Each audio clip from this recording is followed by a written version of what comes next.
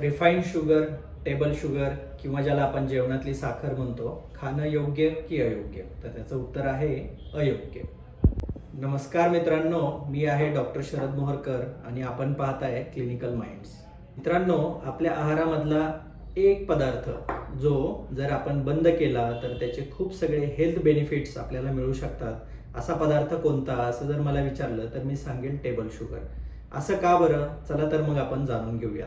रोजच्या जेवणातल्या साखरेचं केमिकल नाव आहे सुक्रोज.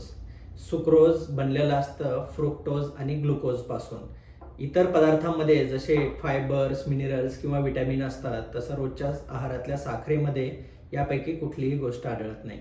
त्यामुळे आपण त्याला एम्प्टी कॅलरीज म्हणतो. म्हणजे शुगर खाल्ल्याने फक्त कॅलरीज मिळतात, इतर जीवनसत्व किंवा जीवनावश्यक गोष्टी त्याच्यामधून मिळत नाही.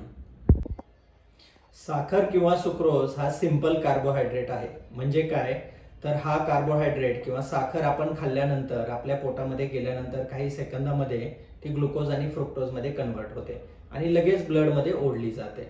त्यामुळे होतं काय? तर त्यामुळे शुगर, जे आपल्या रक्तामधली शुगरचं प्रमाण असतं, ते अचानक वाढतं. आता या सुक्रोजमुळं जर रक्तातली शुगर वाढली तर त्यामुळे इन्सुलिन तयार करणाऱ्या पेशींवरती लोड पडतो. इन्सुलिन कमी तयार झाल्याने किंवा बनलेलं इन्सुलिन इफेक्टिव्ह न राहिल्यामुळे एखाद्या व्यक्तीला जर डायबिटीस लेट होणार असेल, तो लवकर व्हायला सुरू होतो. आणि जर एखाद्या व्यक्तीला डायबिटीस ऑलरेडी असेल तर त्याचा डायबिटीस कंट्रोलच्या बाहेर जातो. ही साखर जेव्हा लिव्हरमध्ये जाते तेव्हा त्या साखरेचं फॅटमध्ये कन्व्हर्जन होतं, ज्यामुळे वजन वाढणं, त्याचबरोबर डायबिटीस होणं किंवा इतर रक्तवाहिन्यांचे आजार होण्यासाठी कारणीभूत अशा गोष्टी घडायला सुरू होतात. एवढंच नाही तर हे फॅट लिव्हरमध्येच अडकल्यामुळे फॅटी लिव्हर व त्यानंतर लिव्हर हळूहळू खराब होणं, या गोष्टी होण्याची शक्यताही वाढायला सुरुवात होते.